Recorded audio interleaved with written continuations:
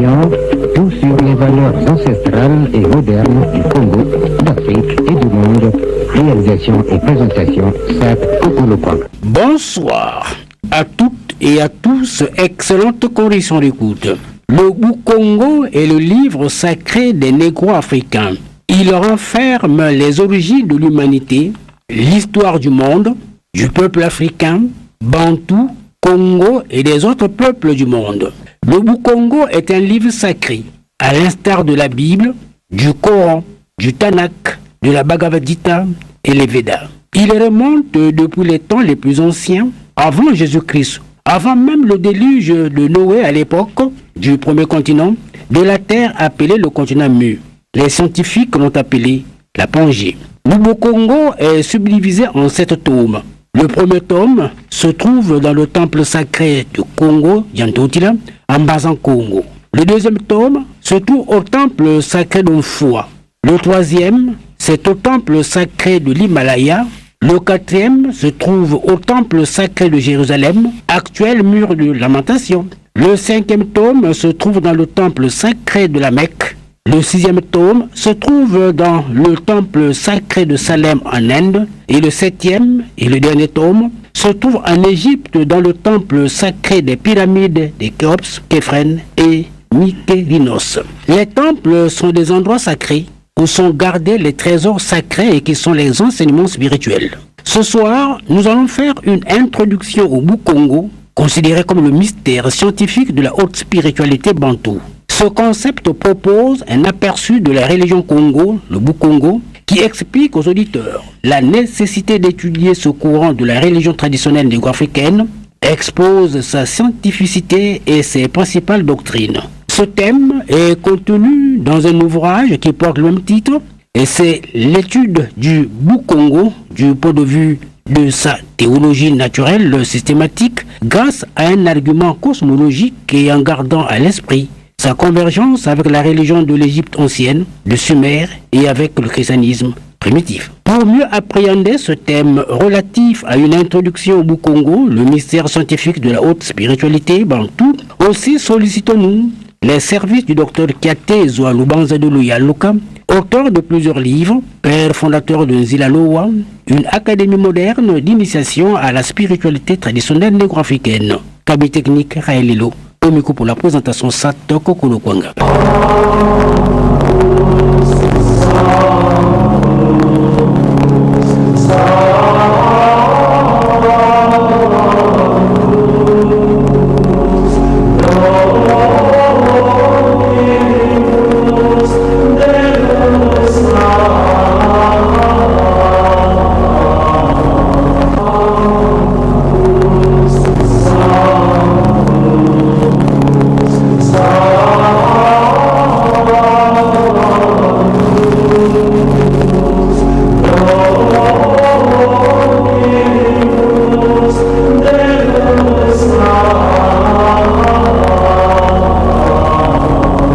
Une fois de plus, bonsoir. Docteur Kiaté-Zwa Lubanza-Dulu Yaluka, bonsoir. Bonsoir, monsieur Kokolo. Tous les auditeurs ne sont pas les mêmes, mais pour ceux qui vous découvrent pour la première fois, qu'êtes-vous, docteur Kiaté-Zwa? Je suis docteur Kiaté-Zwa Lubanza-Dulu Yaluka. Je suis détenteur d'un PhD honor en théologie, principalement en apologétique. Je suis à ce titre chercheur en spiritualité et épistémologie négro-africaine. Je suis fondateur de Nzilaloa, qui est une académie moderne de la spiritualité traditionnelle négro-africaine. Nzilaloa, mon académie, comprend 2 branches. Il y a une branche de recherche scientifique qui s'appelle Institut des sciences animiques. Dans le cadre de cette branche, j'ai fait des recherches et j'ai publié environ 50 publications, y compris 15 livres. Et la seconde branche, qui est la branche initiatique, s'appelle aussi Nzilaloa. Mon académie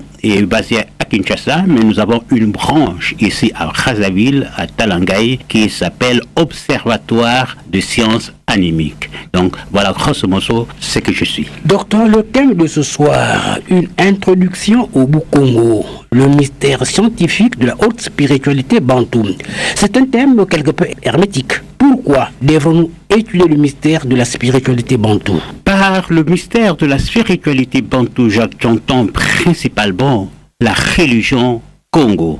Et cette religion prise dans sa scientificité. Parce que nous démontrons à travers nos recherches que la religion traditionnelle négro-africaine, telle que conservée par le Bas-Congo, est une science, et une science exacte. Cela peut surprendre beaucoup de gens, mais on aura l'occasion d'en faire la démonstration ici. Donc pourquoi faut-il étudier cette religion, le Bas-Congo, et surtout dans sa scientificité? D'abord parce que la religion Congo en tant que science nous permet de défendre notre culture, de défendre notre science et notre technologie qui sont basées sur le fait que la réalité est spirituelle. Et grâce à la théologie naturelle de cette religion, nous pouvons prouver que la réalité est effectivement spirituelle, alors que l'homme blanc ne peut pas nous prouver que la réalité est matérielle, ce qui est la base de sa science. Pourquoi faut-il étudier cette religion? Parce qu'il y a une nécessité de fédérer les nations négro-africaines. C'est ce qu'on appelle le panafricanisme.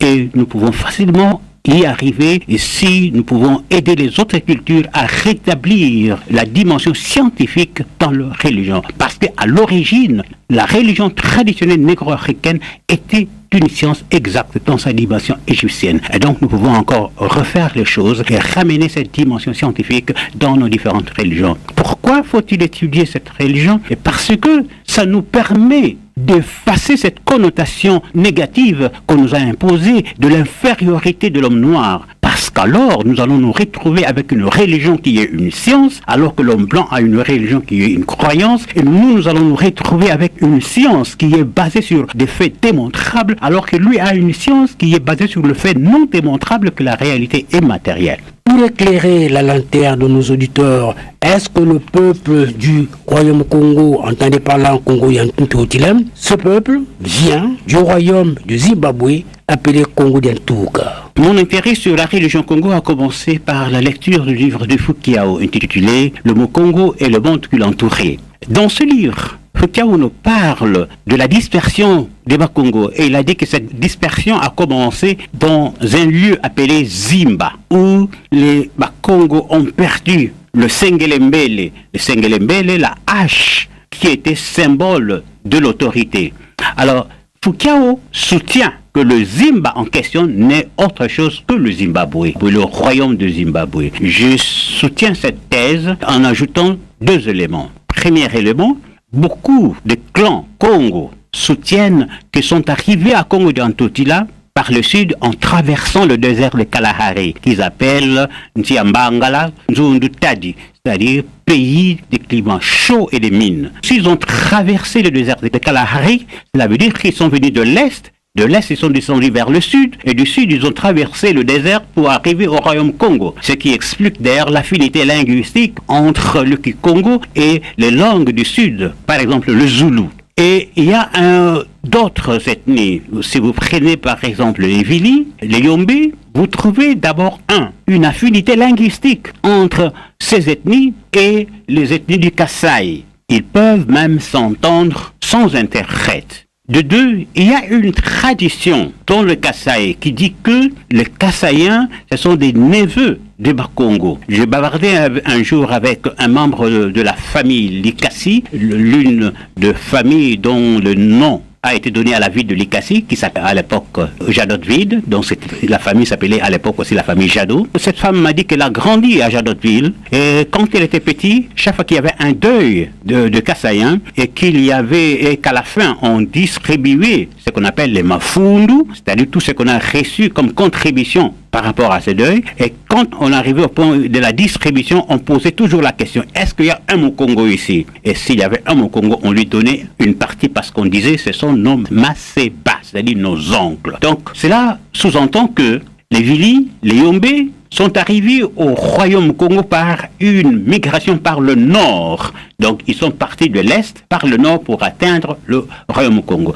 Vous voyez, ces deux migrations montrent que nous sommes le Congo d'Yatoukou, le Congo d'origine n'est autre chose que le Grand Zimbabwe. D'accord. Docteur, en amont, vous avez dit que le concept de religion selon les Blancs se fonde sur la foi et le concept Congo se base sur une certaine scientificité, une certaine enquête démontrable. Maintenant, j'aimerais un peu savoir quelle différence faites-vous entre le concept occidental de la religion et le concept Congo, c'est-à-dire la religion, quel est l'aperçu de l'homme blanc et quel est l'aperçu du Congo? Lorsque l'homme blanc a commencé à venir étudier chez nous, c'est-à-dire en Égypte, il était dans le polythéisme. Chez lui, il y avait plusieurs dieux indépendants. C'est ça la vraie définition du polythéisme. Ce n'est pas le fait qu'il y ait plusieurs dieux, non. C'est le fait qu'il y ait plusieurs dieux indépendants. Et nous étions dans le monothéisme, qui est l'existence d'un Dieu suprême qui trône au-dessus des autres dieux qui ne sont que ses manifestations. Et le blanc est venu chez nous, il a copié le monothéisme chez nous, mais il a très mal copié. En fait, ce qu'il a copié, ce n'est pas le vrai monothéisme enseigné par les Égyptiens, mais le faux qui était enseigné par Akhenaton, où Akhenaton avait créé sa religion, où lui-même était le grand prêtre, où le Dieu très haut était à la fois le Dieu créateur. Cette conception-là de la divinité est fausse et ne peut pas être démontrée. Pour la preuve, il suffit de vous poser la question, où se produit la création? Si Dieu, le Très-Haut, est le créateur, où se produit la création? Il n'y a que deux réponses.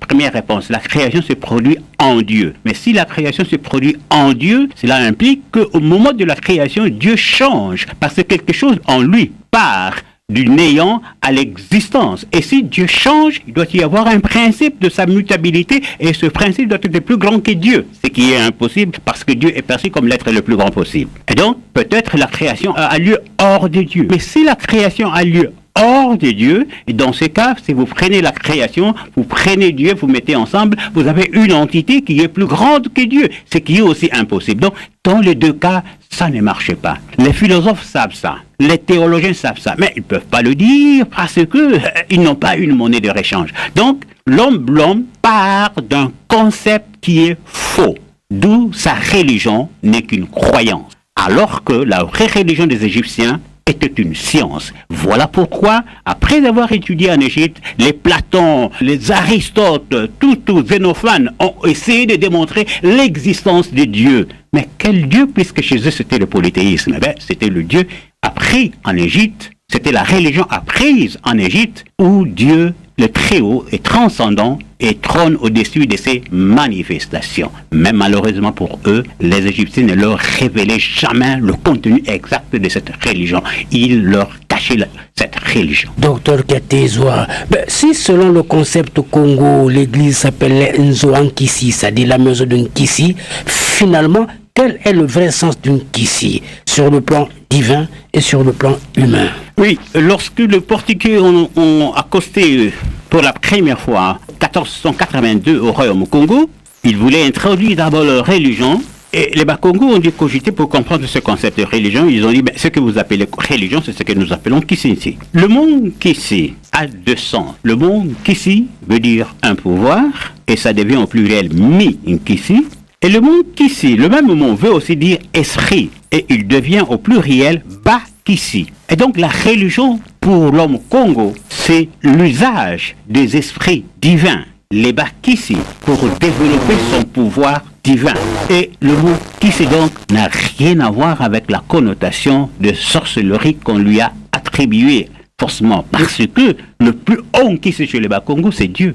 Donc Kissi n'est pas le fétiche? Non, le Kissi n'est pas le fétiche parce que dans la classification des esprits, le plus grand esprit, le plus grand pouvoir, c'est Dieu. Et on l'appelle Mpungu Tulendo. Maintenant, Mpungu et Nkisi sont des synonymes. Bentley, un missionnaire protestant qui a œuvré dans Gombe-Lutete, chez les Bessingombe, il est arrivé là-bas au 19e siècle et il s'est senti offusqué parce que on appelait la religion Kissi. Alors lui est venu avec sa théorie, il a dit non. Quand on dit Nzambi Mpungu Tulendo, le Mpungu là c'est un superlatif. C'est-à-dire Mpungu, c'est un superlatif qui modifie tout l'Indo. Mais grammaticalement, ça ne marche pas. Parce que pour former le superlatif en Kikongo, on utilise le verbe luta ou sunda. Nanis muntu sundidi ngangu, l'homme qui est le plus intelligent. Et le mot qui est modifié, dans ce cas ici, c'est intelligent, est toujours au singulier. Ici, on n'a ni sunda, ni luta, et le mot qui est modifié, tulendo, est au pluriel. Et donc, grammaticalement, c'est faux. Il faut se remettre en évidence que Mpungu veut dire Nkisi. Le Dieu est le plus haut pouvoir, le plus haut esprit, le pouvoir qui embrasse toute autorité, tout l'Indo. Après Dieu, il y a les Bikinda, qui sont les esprits transcendants, les enfants de Dieu sur le plan céleste. Et après les Bikinda, vous avez les manifestations temporelles des Bikinda, qui sont les Bakissi. En dessous des Bakissi, il y a l'Inkita. Mais dans la nomenclature pratique, je préfère pour le laissant m'arrêter au Bakissi. Maintenant, finalement, quelle est la classification des Bakissi? Les Bakissi, ce sont nos ancêtres saints. Le plus haut de ces Bakissi, c'est Congo. C'est celui que nous appelons Congo. Et donc, dans la hiérarchie, lorsque un Mukongo prie, il commence par appeler les anges du trône céleste, les 7 anges de la cour du Très-Haut. Il appelle ensuite les enfants de Dieu sur le plan temporel, les enfants de Dieu, les créateurs. Il les appelle les Loa. Simo Kimbangu, lui, quand il arrive à ce point-là, il dit simplement ceux qui sont à l'est et ceux qui sont à l'ouest, c'est-à-dire les soleils. Quand vous prenez la Bible, chapitre 12, verset 23, on les appelle les premiers-nés inscrits dans les cieux. Et on descend alors, on a le Dieu créateur, et on appelle ensuite le Logos, c'est-à-dire que la manifestation de la totalité de Dieu, qui est le Verbe, et après vient pour les Bakongo, Congo. Donc Congo, c'est qui? C'est le plus élevé des ancêtres Congo. Un Mboshi qui prierait n'appellerait pas Congo, mais il va plutôt appeler Nzambe Mwene, qui est le plus élevé des ancêtres de Mboshi. Un Luba Kasai qui prierait, arrivé à cet endroit-là, il va appeler Mvidi Mukulu, que malheureusement eux-mêmes confondent avec le Dieu très haut. Non, Mvidi Mukulu n'est pas le Dieu très haut, c'est le plus élevé des ancêtres Luba Kasai. Donc vous voyez, vous avez le plus élevé de Bakissi chez les Bakongo, c'est Congo, et ensuite vient quand je prie, j'appelle ensuite tous les grands prophètes qui ont marqué mon histoire. Là, j'inclus les Kimpavita, les Mafuta, les Machua, André Grenard Machua, les Maïma au nord, etc. Et je termine par Simon Kimbangu. Et après, j'appelle mes ancêtres à moi, c'est-à-dire mes ancêtres qui sont dans l'eau. Je précise toujours, mes ancêtres qui sont dans l'eau. Parce que quand on prie, on n'appelle pas tout ancêtre. Quand on prie, on appelle les ancêtres qui sont saints. Ce sont eux les Bakissi. Docteur, mais lorsque l'Omboshi dit Nzambe Ikoletenge, il fait allusion à qui? Le Dieu créateur ou le Dieu très haut? Je vous ai montré tout à l'heure que dans la hiérarchie Congo, vous avez le Dieu très haut, vous avez le Dieu créateur, vous avez le Logos. Le Logos, c'est Mpinanza. Mpinanza, le Logos, c'est la manifestation de la totalité de Dieu dans chaque enfant de Dieu au ciel. Cette manifestation, cette totalité-là, c'est ce qu'on appelle Mpinanza. Le mot Mpina veut dire force en Teke et en Bembe.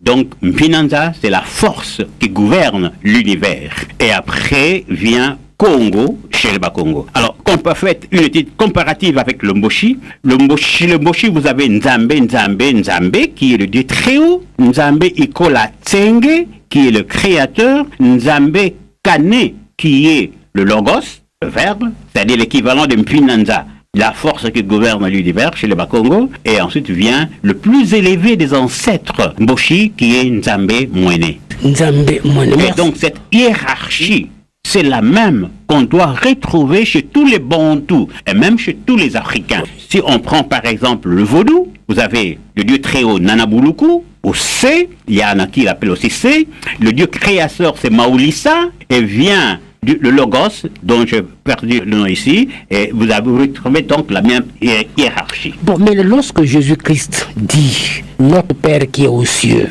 pourquoi ne dit-il pas dit notre Père qui est au ciel? Donc il y a comme anguille sous roche. Il faut se dire ceci. J'entends beaucoup de jeunes kamites dire la Bible est un ramassis de papiers inutile qu'il faut jeter. Non, j'ai dit aux gens, non. nous ne rejetons pas la Bible. Chez nous, il y a un proverbe qui dit c'est-à-dire, vous ne devez pas abandonner les traditions laissées par les anciens. Simon Kimbangu, qui est un exemple pour nous, ne nous a jamais dit de rejeter la Bible. Mais il nous a dit, étudiez-en les principes. Parce que, ajoute-t-il, le voleur doit être pris la main dans le sac. Cela veut dire quoi? Cela veut dire que les principes spirituels qui sont contenus dans la Bible ont été copiés chez le noir. D'où, en réalité, la religion qui est dans la Bible, la religion telle que Jésus l'a enseignée, n'est pas différente de la nôtre. Mais la religion de la Bible telle que le blanc est venu nous l'enseigner est fausse. Ce n'est qu'une croyance, parce que il part d'une fausse conception de Dieu. Jésus, dans sa conception, il voyait Dieu comme étant un être transcendant, comme le voient les peuples autochtones, le Moshi, le Congo, etc. Ils conçoivent Dieu comme étant transcendant. Dans sa transcendance, Dieu ne connaît pas le mal. D'où les prières ne s'adressent pas à lui. Les prières s'adressent aux manifestations de Dieu. Et ce sont ces manifestations qui répondent directement à nos besoins ou adressent nos prières aux manifestations qui sont plus élevées que eux. C'était lesquelles ces manifestations? Ces manifestations les plus proches, ce sont vos propres ancêtres. Vous pouvez ne pas les connaître. Mais vous devez savoir que vous êtes entouré des membres de votre famille de l'au-delà qui sont dans l'eau, c'est-à-dire qui sont dans la sainteté. Et vous commencez par les appeler mes ancêtres qui sont dans l'eau, c'est-à-dire mes ancêtres qui sont purs. Au-delà, vous avez ceux qui nous unissent tous, qui constituent le patrimoine commun en nous tous, quel que soit qui que nous soyons. C'est Kimbavita, c'est Machua, c'est Mafuta, c'est Bwetambongo, Simon Kimbangu, etc. Et bien au-dessus d'eux, il y a Congo, si on est dans la hiérarchie Congo. On est dans docteur Katezoa, pouvez-vous nous citer les doctrines clés du Bukongo? Le Bukongo, comme je vous ai dit tout à l'heure, que c'est une science exacte. Et je peux vous en faire la démonstration. Cette démonstration-là se fait par ce qu'on appelle un argument cosmologique. Je vais commencer par là et chuter à votre question sur les doctrines. Qu'est-ce qu'un argument cosmologique? C'est un argument qui permet de démontrer l'existence du Très-Haut. Mais cet argument, tel qu'employé en Occident depuis l'époque de Platon jusqu'à aujourd'hui, a toujours été en Occident un échec. C'est-à-dire que, en utilisant l'argument cosmologique, les Occidentaux arrivent à démontrer l'existence d'un Dieu créateur, mais ils sont incapables de nous prouver que ce Dieu créateur est aussi le Dieu très haut. Et donc, ils achoppent là jusqu'au jour d'aujourd'hui. Nous, après nos études doctorales, nous nous sommes lancés dans la même aventure de l'argument cosmologique et Dieu nous a fait grâce, nous avons découvert ce que nous appelons argument cosmologique kémétique. Pourquoi kémétique? Parce que ça démontre le théisme des Égyptiens, qui est notre théisme que je venais de décrire tout à l'heure. Et cet argument s'étend non pas seulement à Dieu, mais à toutes les doctrines essentielles de la religion solaire, c'est-à-dire la religion de l'homme noir. Voilà pourquoi nous disons que cette religion est une science exacte. Comment je peux introduire l'argument cosmologique kémétique? Je parle de l'existence de l'individualité. Vous êtes un être individuel, je suis un être individuel, donc nous habitons dans un univers individuel. Puisque cet univers est individuel, c'est qu'il est le produit d'un créateur individuel. Puisque ce créateur a une individualité, c'est qu'il existe d'autres êtres similaires à lui, qui peuvent ne pas encore avoir créé leur univers, cela importe peu, mais ils existent parce qu'il y a une infinité de possibilités. Et maintenant, ici, nous introduisons une hypothèse. Cette hypothèse n'est pas indispensable, je l'introduis pour amener la concision, pour faire court, sinon la démonstration sera très longue. Nous introduisons une hypothèse. L'hypothèse est que chaque création existe dans son créateur. Vous avez vu que jusque-là, nous avons déduit l'existence d'un créateur et d'autres êtres similaires, c'est-à-dire des créateurs potentiels et effectifs. Il existe donc un être qui inclut ce créateur potentiel et effectif. Et cet être doit être l'être le plus grand possible. Pourquoi? Parce que, n'oubliez pas, nous avons dit par hypothèse que chaque création existe dans son créateur. Donc, toute création qu'on peut imaginer se trouvera dans son créateur et le créateur se trouve dans cet être-là. Donc, cet être est le plus grand possible, d'où c'est le Dieu très haut. Et indivisible. Qui est indivisible. Et ce Dieu très haut doit être, puisque c'est l'être le plus grand possible, il doit être indivisible, il doit être immuable. Parce que s'il était divisible, s'il était muable, c'est qu'il doit y avoir un principe de sa divisibilité et de sa mutabilité. Et ce principe doit être plus grand que lui, c'est-à-dire plus grand que l'être le plus grand possible. C'est qu'il y a une impossibilité. Et donc, nous arrivons à la conclusion qu'il y a un Dieu très haut qui est indivisible et immuable. Il faut ajouter aussi un autre attribut. Dieu est transcendant. Transcendant, ça veut dire non pas seulement qu'il est au-dessus de tout, mais ça veut dire aussi qu'il ne connaît pas le mal. Parce que dans le cadre de l'indivisibilité de Dieu, le savoir et l'être est une seule et même chose chez lui.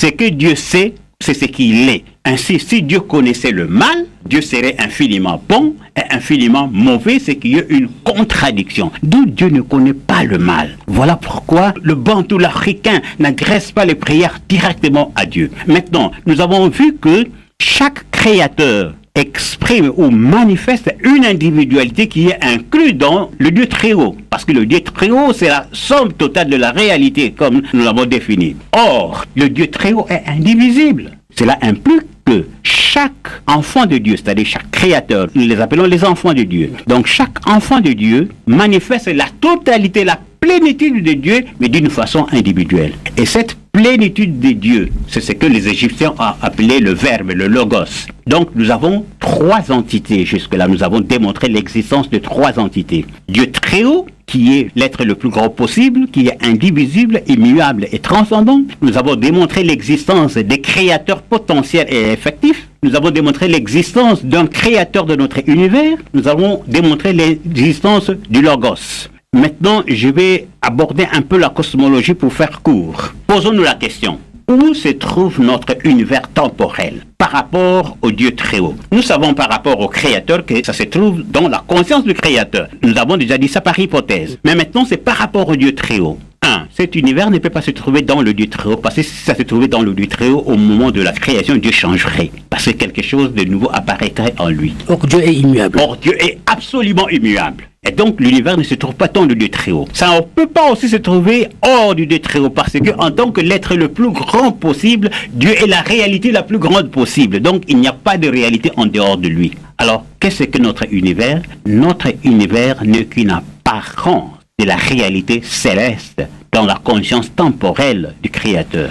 Donc, notre univers n'est qu'un rêve dans lequel nous sommes plongés, un rêve d'où le Créateur est venu nous aider à sortir progressivement. Docteur, lorsqu'on dit que notre Dieu est omniscient, notre Dieu omnipotent, omniprésent, de quel Dieu s'agit-il? Est-ce le très haut ou le Créateur? Lorsqu'on dit que notre Dieu est omnipotent, omniscient, il s'agit du Dieu très haut. Mais n'oubliez pas, ce Dieu très haut, nous avons dit tout à l'heure, il est transcendant. Il est transcendant et il est indivisible. Là, vous me poussez à ajouter ceci. L'indivisibilité de Dieu fait que le très haut, le Père-Mère, l'enfant de Dieu et le Logos forment une trinité. C'est ça le vrai sens de la trinité négro-africaine. C'est l'unité du Dieu très haut, de l'enfant de Dieu et du Logos. Ils sont un dans l'existence, un dans la substance, un dans l'activité. Laissez-moi vous donner ici un exemple. Si vous vous plantez devant un miroir,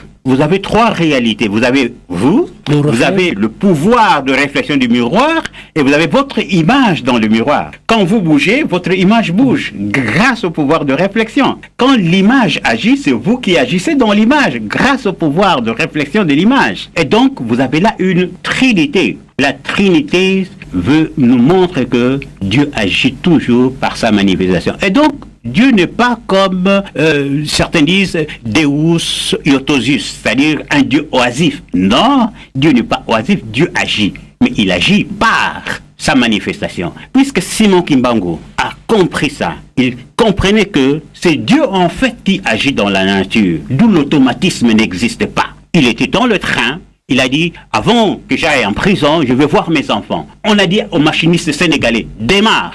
Simon Kimbangu a mis son pied, il a calé la locomotive en étant dans la locomotive, en étant dans le wagon. Et la locomotive n'a pas pu démarrer. Juste à ce qu'on a fait venir les enfants. Pourquoi? Parce qu'ils comprenaient que c'est Dieu réellement qui fait mouvoir la locomotive. Nous sommes tenus par le facteur temps, docteur Katezoa. Dans la religion Congo, il y a une croix que vous appelez le Kulunsi. En réalité, que représente cette croix? Je n'avais pas répondu à votre question sur les doctrines. Laissez-moi brièvement dire ceci. La doctrine clé de la religion Congo est que l'homme est un Dieu, mais qui a perdu sa divinité par le mauvais usage de son libre arbitre. Et donc toute la religion consiste à aider l'homme à retrouver sa divinité. Tout cet enseignement-là du Congo se résume, se symbolise par une spirale. Et lorsque vous regardez une spirale d'en haut, vous avez un cercle. Et lorsque vous joignez les 4 points cardinaux du cercle,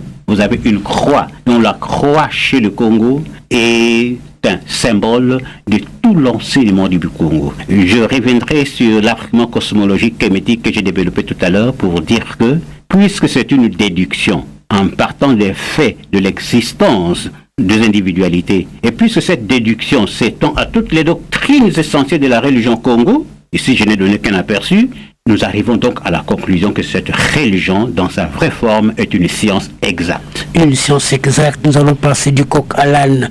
Comment se porte votre académie moderne d'initiation à la spiritualité négro-africaine, en l'occurrence Nzilaloa? Nzilaloa se porte très bien. Je suis là pour redynamiser les choses. D'ailleurs, nous tenons une conférence en ligne sur Facebook ce dimanche à 19h. Ceux qui veulent avoir de nos enseignements, nous faisons toujours des partages sur Facebook. Ils peuvent me trouver sur ma page en cherchant Katezoa Lubanzadio Luyaluka sur Facebook. Vous écrivez en Kikongo, Luyaluka c'est L-U-Y-A-L-U-K-A. Donc, Nzilaloa se porte bien et nous aurons une conférence. Nous invitons tout le monde à nous suivre ce dimanche à 19h sur Facebook Live. Il y a une question qu'on veut m'introduire, Dr Yaluka. Quels sont les 3 types d'académies initiatiques Congo? Il y avait chez le Congo, comme en Égypte ancienne, une académie de mystères divins, qu'on appelle le Kimpasi, qui était l'école de formation de prophètes. Il y avait une académie, des académies des mystères civils, où vous trouvez le Lemba, le Bouelo, les Nzobi, etc., où on formait de médecins, de juges, de marchands, etc. Et puis il y avait une académie martiale, où on formait les militaires. C'est le Kinkimba qui se trouvait à l'ouest. Donc ce sont là les 3 grandes académies qu'on retrouve chez les Bakongo. Qu'est-ce que nous sommes en train de faire? Nous sommes en train de rétablir le mystère divin, le Kimpasi, dans un contexte moderne, parce que c'est la base. Tout celui qui entrait dans l'académie civile ou l'académie martiale commençait d'abord par les enseignements du mystère divin. Donc c'est le socle, et nous rétablissons ce socle dans un contexte. Ce sont les 3 académies initiatiques. Ce sont les 3 académies initiatiques qui ont existé au Royaume Congo et qui doivent être établies parce qu'ils existent encore, mais d'une façon disparate. En un mot, votre mot de fin sur le thème de ce soir, en l'occurrence, une introduction au Congo, le mystère scientifique de la haute spiritualité bantou. En un mot, il est temps pour nous, Africains, de prendre conscience que dans sa vraie nature, la religion nous léguée par nos ancêtres est une science exacte. Je ne le dis pas pour le plaisir de le dire. J'ai écrit plus de 50, dans la plupart de ces publications, je démontre ce fait que notre religion est une science exacte. C'est un atout qui nous permettra de nous relever, de faire prévaloir notre science et notre technologie, d'amener l'unité de nos nations. Notre vraie religion est une science exacte. Donc on dit, docteur Katezoa, que l'Afrique n'a pas de religion. Mais vous dites ici que le Congo, c'est la religion des Congos. On ne comprend plus. Les gens qui disent ça ne savent pas une chose, c'est que la religion négro-africaine peut être vécue au niveau divin comme au niveau humain. Au niveau divin, le pouvoir s'acquiert par la purification de la pensée. Et l'homme cherche à retrouver sa nature divine par la purification. Et donc là, et ce qui implique l'existence des commandements. Une minute, quand Jésus-Christ dit « Heureux ceux qui ont le cœur pur, car ils verront Dieu », il parle de la religion au niveau divin. Tandis qu'au niveau humain, le pouvoir est acquis par la foi en la matière et aux ancêtres illuminés, et ce pouvoir peut être utilisé dans le bien comme dans le mal. Et donc, la religion, sur le plan divin, n'est pas très visible. La religion qui est visible, pour le moment, c'est la religion qui est vécue sur le plan humain. C'est par exemple le vaudou. D'où les gens ont l'impression, par exemple, quand je parle de péché, les gens me disent « Oh, mais tu veux nous parler de péché, il n'y a pas de péché dans notre religion. » Non, c'est faux. Dans l'articulation divine de notre religion, il y a le péché, puisqu'il y a le commandement de Dieu. Le Congo appelé le commandement de Dieu Congo. Cela prouve que ce n'est pas venu des Blancs. Dans le livre des morts égyptiens, vous trouvez 42 commandements de Dieu. Nous connaissions les commandements de Dieu. Notre religion consistait au plus haut niveau à combattre le péché pour redevenir enfants de Dieu que nous avons toujours été. Vos coordonnées téléphoniques, Dr Katezoa? Ceux qui veulent nous rejoindre ou bien nous atteindre vont atteindre le secrétariat par le numéro 06 887 36 93. Je reprends 06 887 36 93 ou encore le numéro 05 536 44 72. Je répète 05 536 44 72. Docteur Katezoa, peut-être qu'il y a une question que vous aurez voulu que je vous la pose, mais je ne voulais pas poser, et pour éclairer la lanterne de nos auditeurs. Nous ne pouvons pas tout aborder encore en 5 minutes. Je donne rendez-vous aux auditeurs pour une prochaine émission où nous pouvons aborder par exemple la lutte contre la sorcellerie. Merci Doc.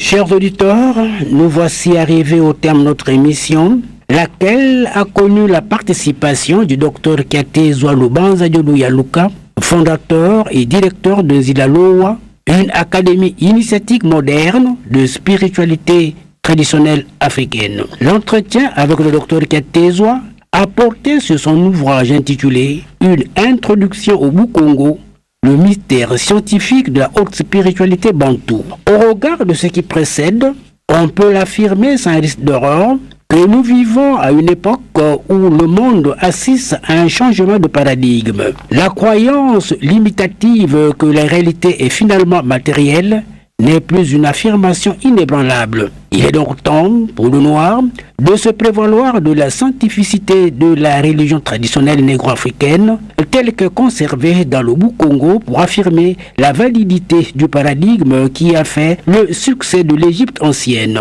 Ce nouveau paradigme implique une perception de la science où la réalité est démontrée comme étant spirituelle.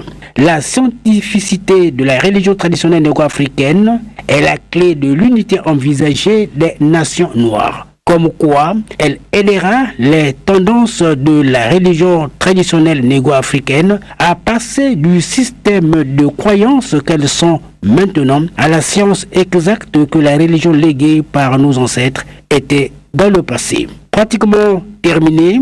Merci de m'avoir accordé un peu de votre temps si précieux. Et si le cœur vous en dit d'entrer en contact avec le producteur de l'émission, il vous suffit d'appeler au 06 666 55 09, 06 666 55 09 ou au 05 643 82 83, 05 643 82 83. Vous serez les bienvenus ce soir. J'ai bénéficié des services techniques de Raël Lilo et était au micro pour la présentation Sadko Kolokwanga. Au revoir et à jeudi prochain, même heure, même chaîne et même fréquence, Inch'Allah. Culture et tradition, une émission des programmes de la Station nationale de radio-diffusion congolaise.